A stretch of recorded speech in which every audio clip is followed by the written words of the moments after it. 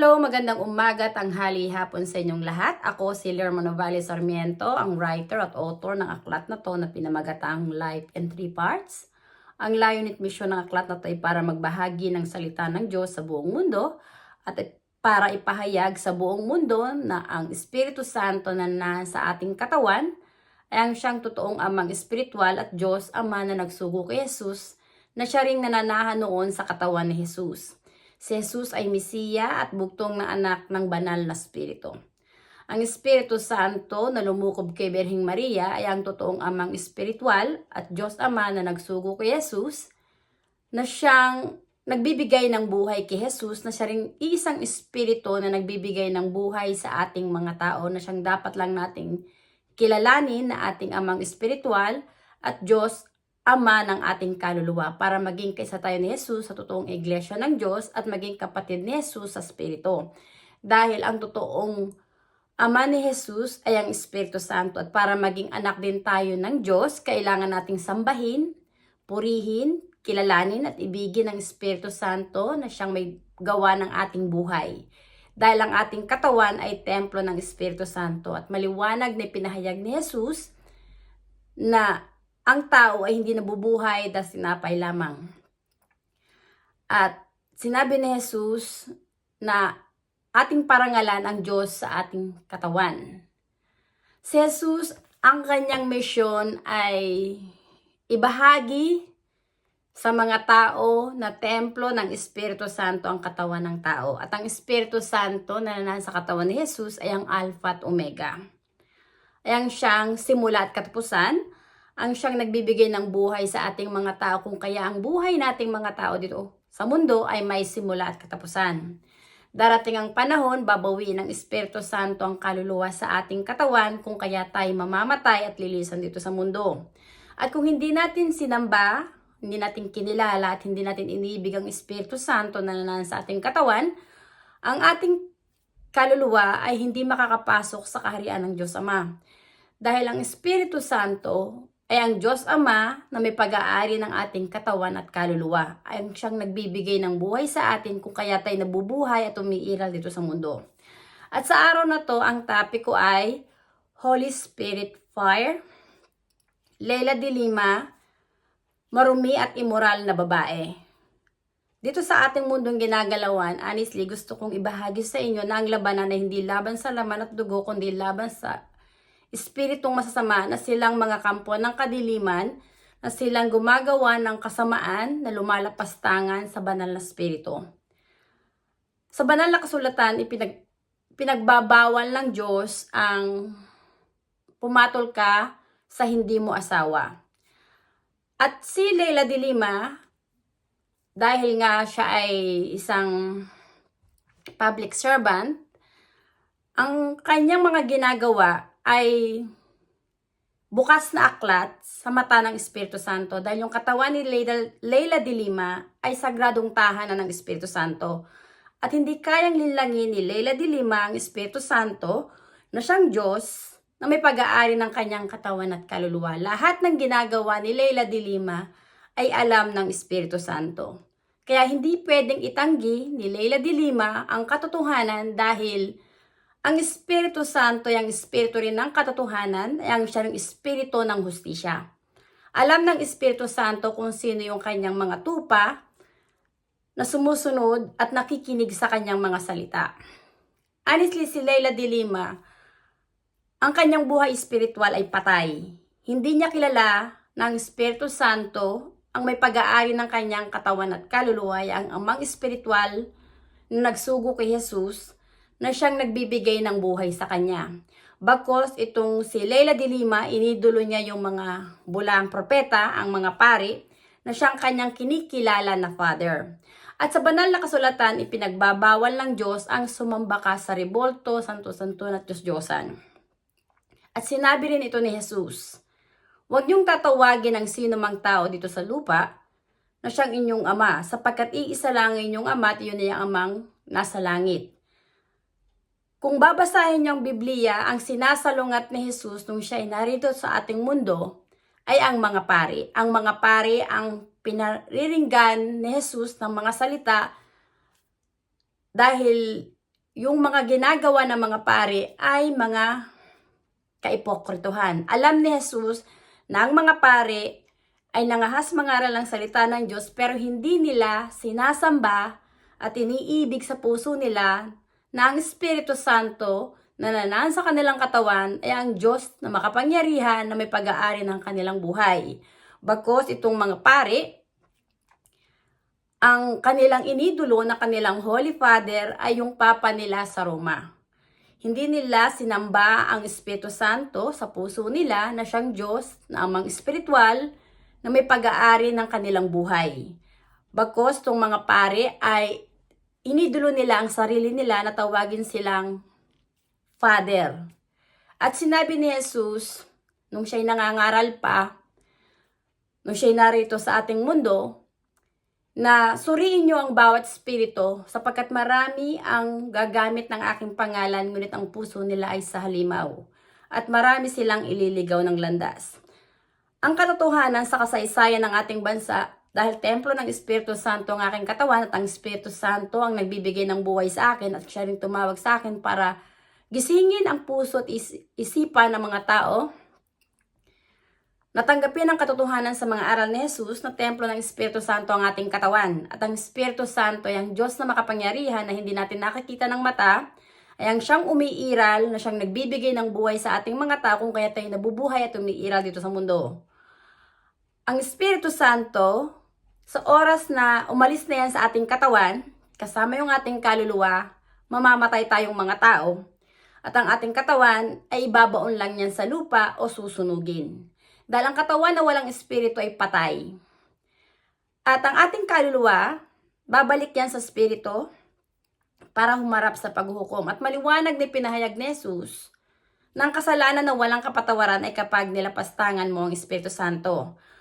Ang makiapid ka sa hindi mo asawa ay kalapastanganan sa Espiritu Santo dahil yung ating katawan na sagradong tahanan ng Espiritu Santo ay winawasak sa kamunduhan at kalaswaan.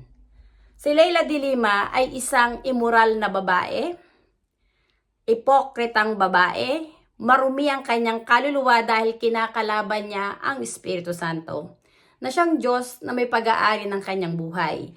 Yung kanyang katawan na sagradong tahanan ng banal na Espiritu ng Espiritu Santo ay binaboy ni Leila de Lima sa pakikiapid sa kanyang driver na si Ronnie Dayan. At meron pa siyang isang lalaki na tinatawag niyang Junel. Honestly, makate itong si Leila de Lima, immoral na babae na lumalapastangan sa Espiritu Santo. At hindi ito nalalaman ni Leila de Lima dahil ang kanyang puso ay puno ng kataasan at kayabangan, puno ng kasinungalingan. Hindi nakikita ni Leila de Lima na ang Diyos na makapangyarihan na may pag-aari ng kanyang katawan at kaluluwa ay ang Espiritu Santo. Ang Holy Spirit ang siyang Diyos na may pag-aari ng ating katawan at kaluluwa ay hindi kayang linlangin ng sino mang tao dito sa mundo. At ito ang sinabi ni Jesus, there is power once you receive the Holy Spirit. You will become my witnesses. Bilang isang tao, hindi ako iiral dito sa mundo kung wala ang presensya ng Espiritu Santo sa aking katawan. Dahil ang Espiritu Santo ang lumikha sa akin sa sinapupunan ng aking ina. Tinawag ako ng Espiritu Santo para gawin ang aklat na to, para magpahayag ng ebanghelyo sa buong mundo, para ipahayag sa buong mundo at ipakilala na ang Espiritu Santo lang nananahan sa katawan nating mga tao, ang siyang dapat nating kilalanin na ating amang espiritual at Diyos na makapangyarihan na nagbibigay ng buhay sa atin, na siyang dapat lang nating sambahin, purihin at parangalan. Sapagkat ang Espiritu Santo ang nagbibigay ng buhay sa atin. Alam ng Espiritu Santo kung sino yung mga tupa nakikinig sa kanyang mga salita na naging kaisa ni Jesus, na ginagalang siya, sinasamba siya, at siya ang kinikilala na amang espiritual. At alam din ng Espiritu Santo kung sino yung mga ipokrita, yung mga sinungaling, yung mga bulaang propeta na lumalapastangan sa Espiritu Santo, na nagmamataas sa Espiritu Santo, na hindi nila itinuturo ang katotohanan sa mga tao na magsisi na, tumalikod sa paggawa ng masama at magbalik loob sa Espiritu Santo. Dahil ang Espiritu Santo ang may hawak ng ating buhay. Honestly, ang ating bansa, ipinahayag sa akin din ng banal na spirito na ang totoong pangalan ng ating bansa ay Maharlika at hindi Pilipinas. Ang pangalang Pilipinas ay nagmula lang sa pangalan ng Judas na hari ng Espanya na si Philip II, na siyang nanakop sa ating bansa. At ipinahayag sa akin ng banal na spirito, maging yung katawan ni Philip II ay templo niya. At ang may pag-aari din ng buhay ni Philip II ay ang banal na spirito. Honestly, pinahayag sa akin ng banal na spirito na si Philip II, ang kanyang kaluluwa ay naglalangoy sa impyerno. Dahil hindi sinamba ni Philip II ang Espiritu Santo na siyang Diyos na may pag-aari ng kanyang buhay. Bagkos itong si Philip II, nagmataas at nagmayabang sa Espiritu Santo. Hinikayat ang mga tao sa ating bansa na sumamba sa mga rebolto, santo-santo at Diyos-Diyosan, kung kaya ang ating bansa ay namuhay sa kadiliman. At bilang isang tinawag ng banal na spirito, ang mission ko ay magpahayag ng katotohanan at ibahagi ang katotohanan ng Espiritu Santo, yung Diyos ng katotohanan, ng katarungan, Diyos ng katarungan, at Diyos ng liwanag. Hindi mo kayang wasakin ang dalang lakas ng Espiritu Santo. Dalang Espiritu Santo ay ang pinakamakapangyarihang Diyos na makapangyarihan, na may pag-aari ng katawan at kaluluwa nating mga tao, siya rin may pag-aari ng langit at lupa. Ang ating katawan ay nilikha sa alabok at dito'y nagmula sa lupa. Pero yung ating kaluluwa, espiritu yon na nagmula sa espiritu ng Espiritu Santo. At maliwanag na sinabi ni Jesus na siya lang ang daan, buhay, liwanag at katotohanan para mapalapit tayo sa Diyos Ama. Sinabi ni Jesus na ako ay nasa Ama at ang Ama ay nasa akin. Ang katawan ni Jesus ay templo ng Espiritu Santo at ang Espiritu Santo na nasa katawan ni Jesus ay ang Diyos Ama na amang espiritual na lumikha kay Jesus sa sinapupunan ni Birheng Maria. Si Jesus ay espiritu na nagkatawang tao lamang sa katawan ni Birheng Maria para maging tagapamagitan sa Diyos at sa tao. Ang Espiritu Santo na nanan sa katawan ni Jesus na siya ring isang espiritu na nanan sa aking katawan ang nagbibigay ng buhay sa akin at sa buong sangkatauhan. At ang mga tao kailangan ng magsisi, tumalikod sa paggawa ng masama at magbalik loob sa Espiritu Santo para patawarin ng Espiritu Santo ang kasalanan at nang sa gayon ang kasalanan ay malupig.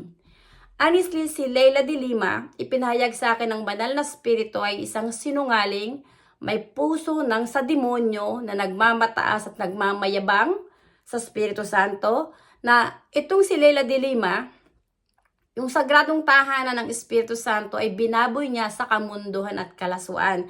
Kaya Leila de Lima, bago ka humusga at siraan mo si Sara Duterte, manalamin ka muna, suriin mo ang sarili mo sa harap ng salamin at tanungin mo sa sarili mo na ang Espiritu Santo ang naguhukom sa sarili mo. Ano yung mga pinagagawa mo sa buhay mo na hindi mo pwedeng itago sa Espiritu Santo na siyang Diyos na may pag-aari ng buhay mo. Alam ng Espiritu Santo na kumabit ka, hindi nalulugod ang Espiritu Santo na kumabit ka. Mangagaw ka ng asawa ng may asawa. Hindi nalulugod ang Espiritu Santo sa mga pinagagawa mo na yung maging ano ka sa droga. Sa halip na yung droga, dalang droga, wala yung dinudulot na kabutihan, iigahin ang utak mo hanggang sa maging zombie ka.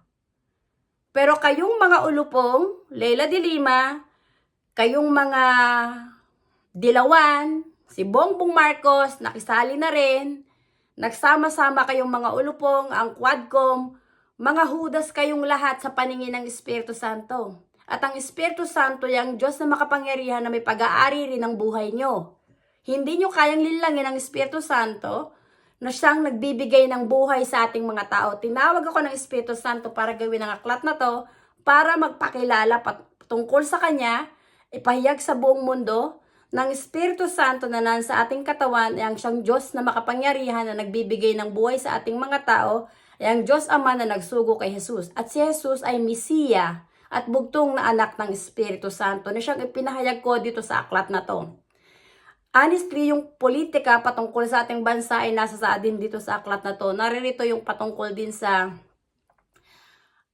Typhoon Haiyan, yung patungkol sa EGK, laglag bala, tanim bala, naririto sa aklat na to. Maging yung pangalan ng mga kilalang tao sa ating bansa na nasa politika ay nasa sa din dito sa aklat na to.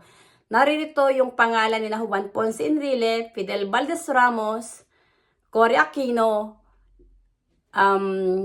etong si Leni Robredo, at maging yung pangalan ni Tatay Digong at ni late President Ferdinand Marcos. Ipinahayag sa akin ng banal na spirito na dating late President Ferdinand Marcos at si Tatay Digong, ang kanyang mga kalaban ay yung mga kampo ng kadiliman na nanakop din sa ating bansa, yung mga pari ng relihiyon ng Romano Katoliko, yung mga leaders ng Amerika, yung mga dilawan, honestly, sina Leni Robredo, Leila de Lima, mga puppet kayo ng mga Roman Catholic leaders at ng American leaders. At hindi nyo sinasamba ang Espiritu Santo. Mas pumanig kayo sa mga demonyo na silang naghahari-harian dito sa mundo. Pero ang katotohanan, walang sino mang tao ang makapanlilinlang at makapanloloko sa Espiritu Santo dahil templo ng Espiritu Santo ang katawan ng bawat tao. At ang Espiritu Santo lang ang siyang Diyos na makapangyarihan na may pag-aari ng katawan at kaluluwa nating mga tao. Siyang dapat lang nating sambahin. Hindi nyo dapat iduluhin at sambahin ang mga rebolto, santo-santo at Diyos-Diyosan. Dahil hindi ang mga rebolto, santo-santo at Diyos-Diyosan ng mga pare na iniidolo nyo na siyang inyong Father ang nagbibigay ng buhay sa sarili nyo, kundi mismo ang presensya ng Espiritu Santo, ng banal na Espiritu na nananahan sa ating katawan.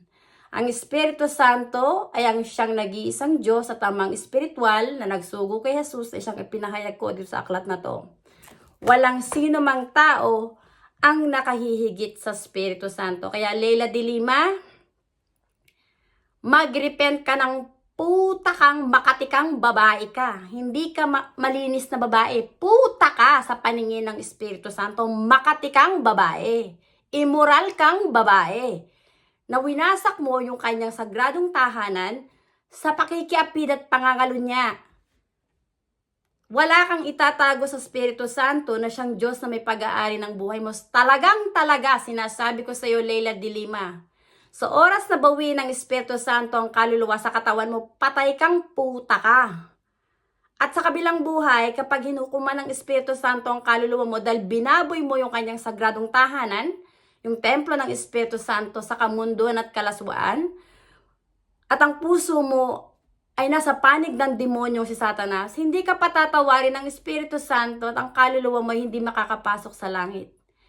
Dahil sa kasalanan na ginawa mo laban sa Espiritu Santo, na winasak mo at binaboy mo yung templo ng Espiritu Santo sa kamunduhan at kalaswaan. Narito na tayo sa huling panahon. Ang Espiritu Santo na siyang ipinapahayag ko sa inyo ay ang nag-iisang Diyos at amang espiritual na siyang Diyos Ama na nagsugo kay Jesus na parating kasama ni Jesus. Ang nagbibigay ng buhay sa ating mga tao.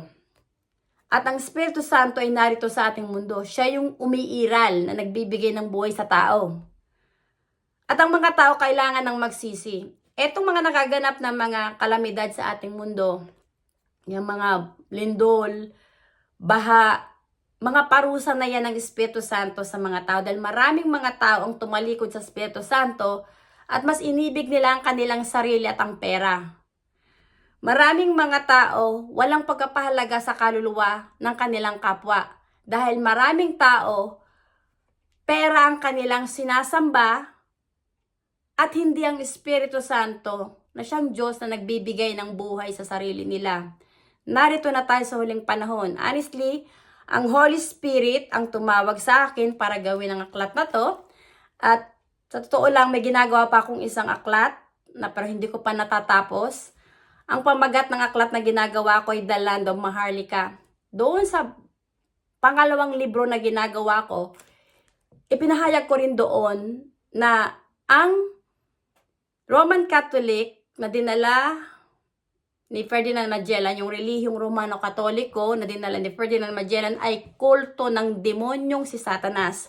Kung kaya sinakop ng mga Espanyol ang ating bansa at ang mga Amerikano na nanakop din sa ating bansa ay mga kampo ng kadiliman. Ang Roman Catholic leaders at American leaders na mga pakialamero sa politika sa ating bansa ay siyang lulupigin din ng Espiritu Santo. Ang mga demonyo, honestly, bilang ng inyong kataasan at kayabangan laban sa Espiritu Santo. Dahil ang Espiritu Santo ang may hawak ng buhay nyo. Kung hindi kayo magsisisi at hindi kayo magbabalik loob sa Espiritu Santo, Leila de Lima, sa oras na tanggalin na ng Espiritu Santo ang kaluluwa sa katawan mo, mamamatay ang katawan at kaluluwa mo at itatapon ng Espiritu Santo ang kaluluwa mo sa impyerno. Dahil hindi mo siya sinamba at kinilala na iyong Diyos at amang espiritual. Ako bilang isang tao na tinawag ng Espiritu Santo, ang misyon ko ay sumunod sa yapak na Jesus na ipahayag sa buong mundo at ipakilala sa buong mundo na tanging ang Espiritu Santo lang na nanaan sa ating katawan, ang siyang Diyos na nagbibigay ng buhay sa ating mga sarili na dapat lang nating kilalanin na ating amang espiritual at Diyos sa ating puso. Sapagkat ang Espiritu Santo ang nagbibigay ng buhay sa atin, hindi ang mga rebolto, santo-santuhan at Diyos-Diyosan na dinala ng bulaang propeta na si Ferdinand Magellan na siyang utusan ng Judas na hari ng Espanya na si Philip II.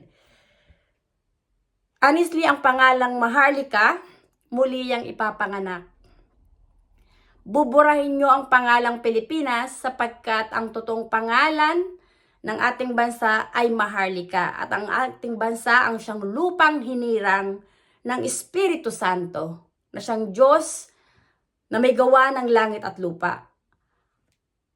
Ang mga kampo ng kadiliman, yang sina Leila de Lima, ang mga dilawan, Roman Catholic leaders, ang mga American leaders na pakialamero sa politika, yang mga Makabayan Bloc, lahat kayong lahat ay mga ulupong. Hindi nyo kayang linlangin ang Espiritu Santo na siyang Diyos na may pag-aari ng inyong buhay. Kaya kayo ay mag-repent na dahil lulupigin na ng Espiritu Santo ang mga demonyo na lumalapastangan sa Kanya. Leila de Lima, isa kang babaeng immoral, makate at marumi ang iyong kaluluwa dahil binaboy mo ang sagradong tahanan ng Espiritu Santo sa kamunduhan at kalaswaan. Isa kang ulupong, sinungaling, anak ni Satanas na sinungaling na lumalapastangan sa Espiritu Santo. Maraming salamat sa inyong pakikinig at hanggang sa muli. Bye! Thank you!